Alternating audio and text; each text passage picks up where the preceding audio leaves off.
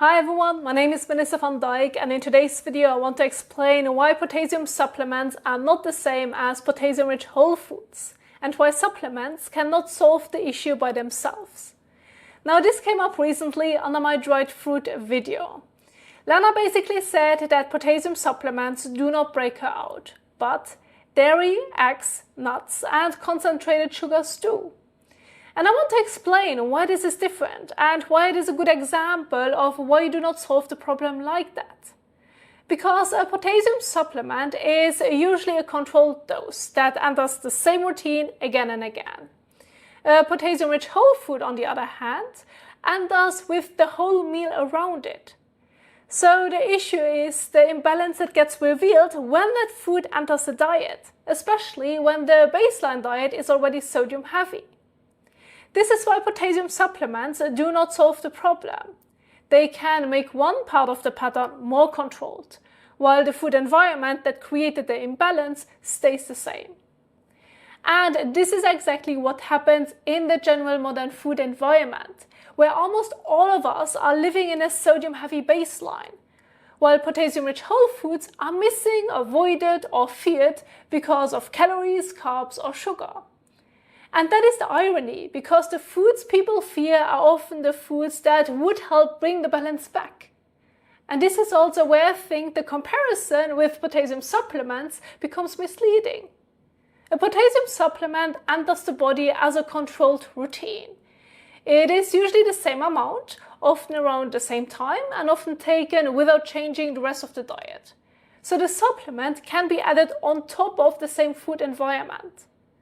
The person can keep eating the same meals, the same sodium-heavy foods, and essentially the same daily pattern. And the pill just becomes one controlled input inside that pattern. But potassium-rich foods enters differently. It changes the meal itself.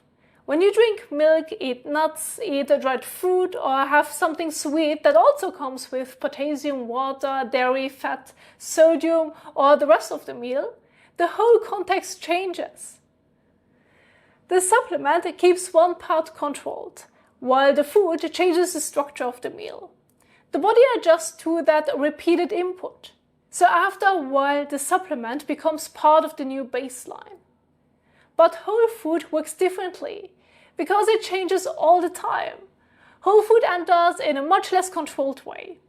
You are not taking the same exact amount of milk, nuts, dried fruit, sweet foods, sauces, bread, cheese, or salty additions at the same time every day like a supplement. These foods move in and out of meals in different amounts and different combinations. So when you bring them back in, you are not only adding one food, but you are changing the whole meal structure. And now the potassium is entering together with everything else in that meal, which can change the overall fluid situation at the same time. So when Lana says she does fine on potassium supplements but breaks out from dairy, eggs, nuts or concentrated sugars, that does not disprove the sodium-potassium argument. It strengthens the idea that the whole fluid and electrolyte context matters a lot, because the supplement is controlled while the food is not. And I think this is why a supplement can feel stable over time. When the same amount is taken every day, at the same time, the biggest shift may happen in the beginning, when the body first adjusts to it. After that, if the rest of the diet stays mostly the same, the supplement becomes part of the baseline. So the person does not notice a dramatic reaction every time they take it. And if acne is already happening, the initial shift may not stand out at all. It simply blends into the normal breakout pattern while the body adjusts. Then it looks like the supplement is neutral and like potassium cannot be involved. But the supplement is predictable because it is repeated and controlled and not changing the food environment much or even at all. So eating potassium-rich food as part of a meal is a different situation. A stable supplement routine does not behave like a changing meal response. However, food is changing all the time. This is what I discovered by accident after tracking my skin every day for over 2 years, while also writing down what I ate and taking pictures of my meals and my face and body. I used to look at one food as if it enters the body alone, but that is not how we eat. A glass of milk was never just a glass of milk. It entered the meal, the day, the sodium already in the diet, and the whole food environment I was already in. Nuts were not just nuts either. They were often part of a larger meal, a snack situation, a spread, drink, something sweet, something salty, or something I ate on top that was already there. Dried food was the same. I kind of always ate it after salty meals, and at the time I did not realize that this mattered because I was not tracking sodium at all. It was just there, and that was my mistake. I thought I was reacting to one food, but I had changed the whole structure around the meal. The amount and the combination changed, so the ratio changed, which influenced the fluid situation in my body. This is also why the phrase concentrated sugars can be misleading, especially under a dried fruit video. Depending on what Lana means, she may be talking about foods that are not just sugar, because I cannot imagine someone just eating table sugar like that with a teaspoon. But dried fruit, sweetened dairy drinks, boba teas, juice or sweet drinks can bring sugar, but they can also bring a lot of potassium, some sodium, water, dairy, fat, other meal factors into the same situation. So it is the whole food context that enters an already sodium-heavy baseline. And then this is also where the food gets blamed. A trigger is not always the root cause. If someone is already living in a sodium-heavy food environment, which most of us are, that is a completely different situation. And this can still happen even when the food looks healthy. You may think you are eating healthy bowls or healthy looking meals, but unless you prepare them yourself with real fresh unchanged ingredients, they can still be very sodium heavy.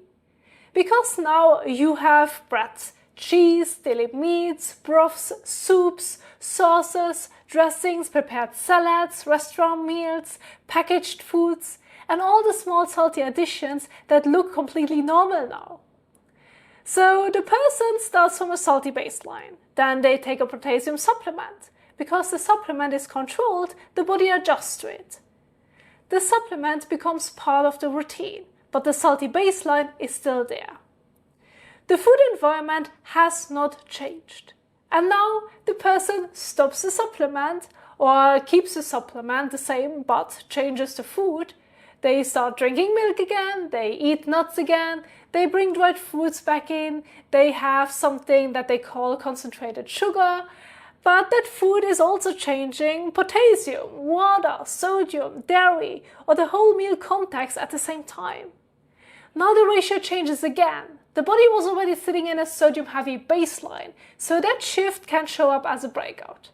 Then the person thinks the milk was the problem, or the nuts were the problem, or the sugar was the problem.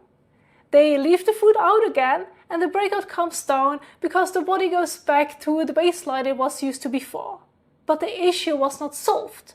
The food just revealed the imbalance again. This is why potassium supplements do not solve the issue.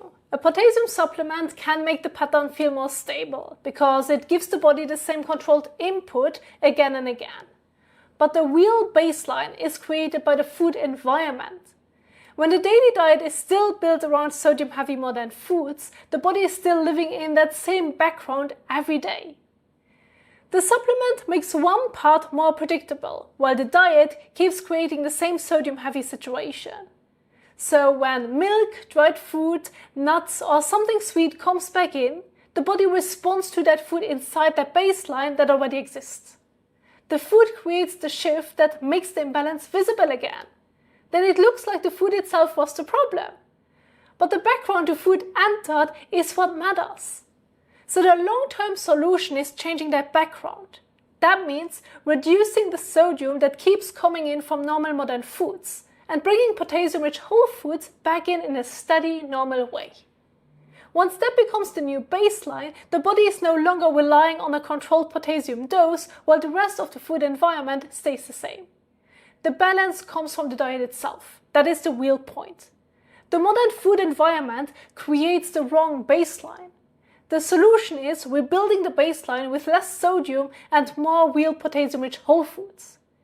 So sometimes the food you blame is simply the food that showed you what the diet was already doing underneath. Thank you so much for watching, and I will see you in the next one. Bye!